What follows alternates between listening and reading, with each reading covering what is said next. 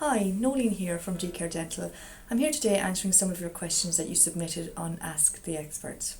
Next question we have for you here today is how can you tell if you're brushing too hard when using a non-electric toothbrush or an electric toothbrush that doesn't have the function to tell you if you're brushing too hard?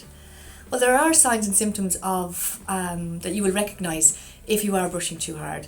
First of all, make sure you always brush with a soft bristle toothbrush. If we tend to brush too hard with a medium or a hard toothbrush, what actually happens is your gums tend to recede. And underneath the gum is not enamel, it's dentine, and it can be quite sensitive areas, so your teeth may become sensitive. If your gums tend to bleed, if you're pressing too hard, if you're scrubbing your teeth, your gums may tend to bleed, so that's another way you can recognise if you're brushing too hard.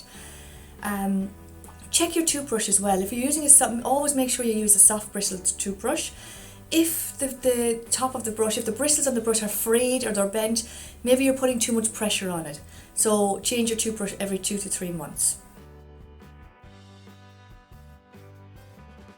If you find they're having some of these symptoms, that your teeth are sensitive, that your gums are bleeding, or your gums are starting to recede, when you're using a manual brush, a simple guide is to use 3 fingers so there's not much pressure on the toothbrush. And again, at a 45-degree angle, in circular motions where the gum meets the tooth, brush nice and gently, and you're not applying too much pressure on the toothbrush, and flick down.